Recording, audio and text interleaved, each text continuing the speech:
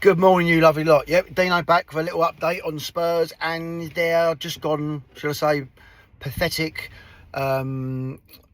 transfer window. I done the last post ranting and raving about it, so I think you've had that side of the window from me, not my opinion of it. I thought I'd wait a day to just calm down and then try and take a bit more of a measured approach on how I feel, because sometimes you can react in a certain way and then someone else will make a comment and you think, do you know what, it's quite a worthy thing to think about. So I've waited, I've listened to everybody's opinion on it. I think a lot of people have got an agenda to push most of the time.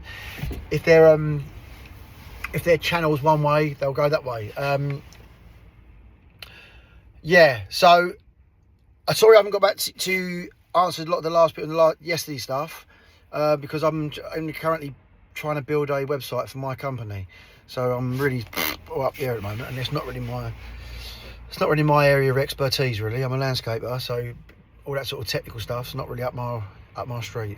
Anyone you that can help me with that, please drop a message down below and I'll jump on that. Anyway, so transfer window. So I'm going to go through a few things, or try and discuss a little bit now, to try and understand what's going on at the club, because I'm just at the moment, I'm bewildered. I'm left with different ends of the spectrum of how I want to react. I want to go mental about it, but then I'm trying to play devil's advocate in my own head, and say, is there a reason for this? Is there a reason for that? So for a few things that's come in today, we're hearing that they've brought in a new medical guy from Brentford. That makes me worry that why are they bringing loads of people in that are going to help Thomas Frank if they're considering parting companies with him in the summer to bring in Poch or something like that. What I'm starting to realise at Tottenham, maybe I'm such a dipstick for just realising it. Many people say, yes, I'm a dipstick. But as Tottenham fans, so many things go wrong. And I'm starting to notice that we start to try to make sense of it by saying, oh, in the summer, they must be waiting to do this. And in our brains, we sort of go, oh, okay, yeah. So we start to think, yeah, that's what's going to happen in the summer, because that makes sense. That's why they're doing the things they're doing to us. And then we do the same thing in the winter break. We're like, things are going wrong, but they can correct it in the winter. And sometimes even and this is why I'm starting to not believe the football club, because they'll put out posts or release interviews with Vinay or messages from the club saying that they're trying to push to the next level. In the summer, in the winter, they're going to help Frank with some signings and things like that. Or and don't get wrong, this might have to do with the club. It might be ITK is just putting out rubbish for content. Oh, they've made an offer 80 million for so-and-so, or 70 million for so-and-so. And it's amazing how all these offers are always for players that pretty much, let's be honest, they're not going to come to Tottenham. They might have done under the Poch era, when we were up there challenging for the title, challenging on all levels. It was in semi-finals every other year. And we all know, if we look back at then, if we had have tinkered with that squad and added a few to it, we probably could have got somewhere. I'm not saying it would have happened, no one will know. But I'm pretty sure we was that close under that team. But they've let it slowly but surely since then dwindle to what we've got now, which is, I mean, don't get me wrong, like in the second half of the Man City game, that team shows what they are actually capable of. They can perform if they're guided right, and if they've got the right mentality and the right attitude to each game. Because they did turn it on that second half, and it was unbelievable. And look who was playing. There were so many players playing out of position in that game as well. That's what does me. It's like, we're all saying, oh, we've got this person can't play in that position. We had like Polina playing at the back. We had, what was he playing in, at Archie Gray playing as one of the, I think it's right back or left back, I can't remember now. We had someone playing as a winger who should be, I can't even remember the whole situation, but I remember on the day thinking, where are these players actually playing, you know? But they were playing brilliant, because they were just using the fact that they're professionals and they've got a lot of ability and just going, right, we're going to go and do it. Whether they're actually going against the manager there and saying, right, we've had enough of that. Look, we're 2-0 down, we're playing terrible, and he still wants us to keep doing the same thing. We're going to change this. Whatever the factor is, them players showed at that moment that they're capable. Maybe they're not capable of doing it over 90 minutes. Maybe that's not a fact. But they're definitely capable of doing it over 45 minutes plus a little bit more. If you get my drift. So the players in this team are not as bad as what's showing. I feel sorry massively for Thomas Frank now, especially as this club are they waiting to get rid of him? But their actions by bringing people in that he likes, like the medical coach, are sort of saying differently. They're sort of contradicting what how we're feeling. That he might be going and Poch is coming in. But so why would they start hiring people that he wants now? Are they doing them on short-term contracts that we don't know about? So that doesn't fill me with confidence that we're going to get what we want. I honestly think that we're all feeling so much that it's obvious now that would love to get, or the majority of us would like Poch to come in after the World Cup, and then start building with him, because I'm not being funny, but that transfer window not only was everyone's going, it's a wet squib, it's embarrassing, it's insulting, it was unprofessional. In my opinion, what the hierarchy have done at this club, at this thing. Not only do they sell Johnson, our only person that scores goals pretty much, to the amount that we need to be challenging anywhere. They didn't replace him. They then bring in Conor Gallagher, who's pretty much the same price, which means that's just cancelled out that. So they've still not spent any money.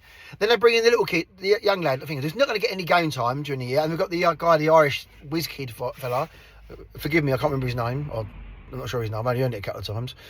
But he's not going to get in the team. So they've basically made our team, we're now weaker. And I've just done a post on here before regarding the Cuti Romero comments. And first of all, I was thinking, more going down like, Sean Butler on Spurs TV, or it's called Spurs Talk Show, it's called. If you don't know it, you must all know it, but if you go and subscribe to him anyway, because he's brilliant. But I was watching that for a while and sort of getting a gist to that. I was first, like I said, I was going to say, like, he's our captain, which is what he sort of says. He should be saying them sort of things. But if you read my little synopsis on my post on the last one, please go and have a look at it. I feel that he shouldn't be talking out. As a captain of our club, he should be the trusted one that keeps it all professional and keeps holding it. But there comes a point when a club is so far down the line taking the piss out of everybody that even him, or people have to start going, no, I'm sorry, because every day when we're playing crap or not getting anything out of the team, it's the fans that are booing the players, and the manager that's getting it in the neck all the time. The players that are getting it in the neck. And the board are sitting up there, not giving anything to any tools to actually work with all the injuries you've got. And they're saying, oh, the winter window is a bad window. I don't care. Other football teams have managed to find players, and there's loads of players that we could have got, like Lookman and players like that, who have not gone for big money, that would have been brilliant in our team, coming there on the wing and play and given at least given Frank some options when players start to come back. But nothing. They brought no one in. That is just dereliction of duty, as far as I'm concerned. And the hierarchy, it's almost like, to me, how far can they push us before all the fans go, do you know what? We're not going anymore. We're not going to set foot in that fucking stadium until you start respecting us and start thinking of this football club as a football club. Not as a multi-entertainment centre like they are. We are, seriously, in trouble, or the prospects of this season of us actually being trying to fight relegation is massively high. The ridiculous thing, we've just come off a very decent week and we should be feeling good about it.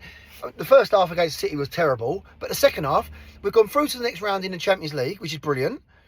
We then got a good result against Man City, which we're happy about normally. And then they don't then back the team. Excuse me. They don't go, there's a nice player, bang, that will lift morale. It'll give us another couple of players, or one or two decent players to figure. Even if they're not top players, they're going to be better than the youth players that they're going to try and put in the team to try and stop gap holes. And don't get me wrong on this thing, I'm not saying don't use kids. I love kids coming through. Us using our talent, bringing them through so they're one of our own. Absolutely. But you can't be forcing all these players to come into the team and perform under such stress. Usually when you bring a guy in, he'll come in and he'll say, like, I know, I substitute towards the end. He can play 10 minutes, half hour, 20 minutes, that sort of time, towards the end of a game when there's not a lot at risk or they're just playing normal league games. They're now coming in with no one to back them up. So they are now almost first team players and have got all the stress of that coming on it.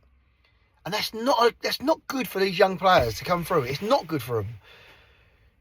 I believe last season that was one of Mikey Moore's biggest problems, because we had no players and we just put him in the team all the time. Last season or so, wherever it was before he went out on loan, it was too much stress for him.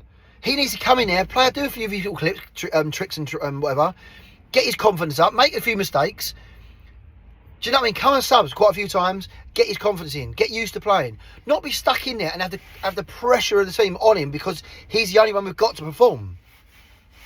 Anyway, guys, I'm going to shoot off. Leave your comments below. I'm definitely going to do another one later because I've got a lot to say on this and I need 11 minutes now. I've got to go, boys. Love you all. See you soon.